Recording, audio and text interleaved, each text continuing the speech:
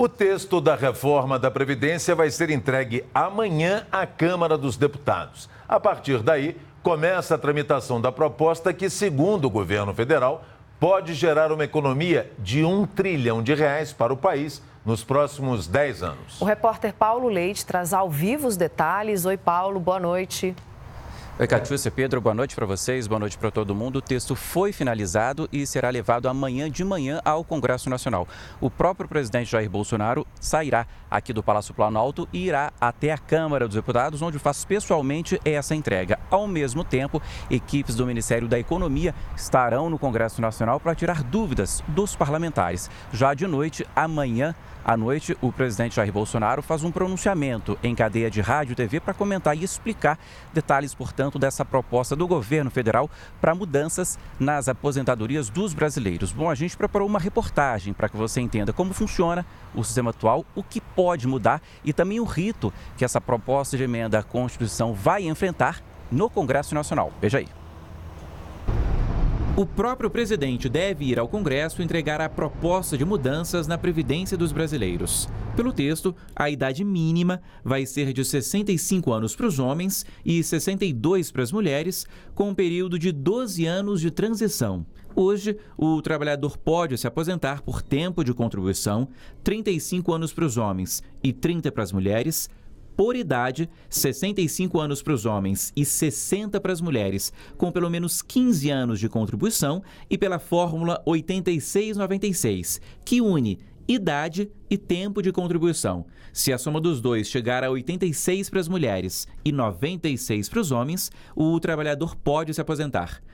Alterar o sistema é a prioridade do governo federal desde o período da transição, entre novembro e dezembro do ano passado. Foi em dezembro, por sinal, que o então deputado Rogério Marinho foi nomeado secretário especial da Previdência do Ministério da Economia. O teto do INSS é hoje de R$ 5.800. Já o servidor público, que tem sistema próprio, se aposenta com o valor do último salário que recebeu.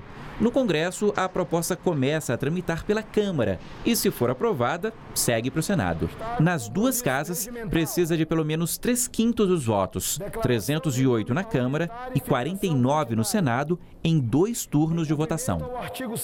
O presidente Jair Bolsonaro teve agenda cheia aqui hoje e um dos temas de uma das reuniões foi a crise na Venezuela. O Brasil vai ajudar a Venezuela entregando alimentos e também medicamentos. Nessa reunião estavam presentes representantes dos 3 poderes, executivo, legislativo e também judiciário. O presidente Jair Bolsonaro e o vice-general Hamilton Mourão, os presidentes da Câmara e do Senado, Rodrigo Maia e Davi Alcolumbre, e o presidente do Supremo Tribunal Federal, ministro Dias Toffoli, uma força-tarefa de ministérios brasileiros, isso da logística para apoiar a Venezuela. Até agora, se sabe que será uma operação em conjunto com os Estados Unidos, que começa neste sábado e que vai entregar alimentos e medicamentos. A Venezuela passa por uma crise política e financeira grave e existem hoje 2 presidentes, Nicolás Maduro e Juan Guaidó, que é o presidente que é reconhecido hoje pelo Brasil. Veja aí detalhes dessa ajuda agora.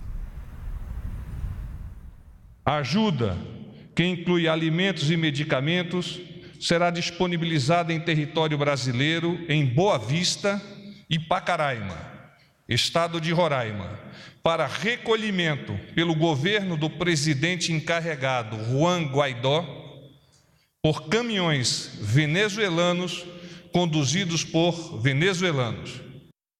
Ainda sobre a Venezuela, Juan Guaidó se reuniu hoje por lá com embaixadores europeus. E o assunto da reunião também foi ajuda humanitária. Veja aí na reportagem. Segundo Guaidó, Itália, Espanha, França, Reino Unido e Alemanha ofereceram juntos uma ajuda de 18 milhões de dólares e 70 toneladas de alimentos e remédios. Esta não é uma ajuda para Juan Guaidó, é uma ajuda para a Constituição, a liberdade, a igualdade, a fraternidade, a democracia e pelos longos anos de luta dos venezuelanos, disse. Mas não se sabe ainda se os mantimentos vão conseguir entrar na Venezuela. O presidente do país, Nicolás Maduro, fechou as fronteiras para ajuda humanitária, apesar das ameaças do presidente norte-americano Donald Trump.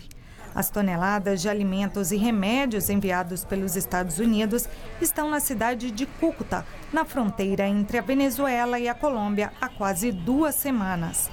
Hoje, Maduro anunciou a chegada de 300 toneladas de ajuda humanitária no país, enviadas pela Rússia, país aliado do governo chavista. Mas ressaltou que os mantimentos não são doações, serão pagos pela Venezuela.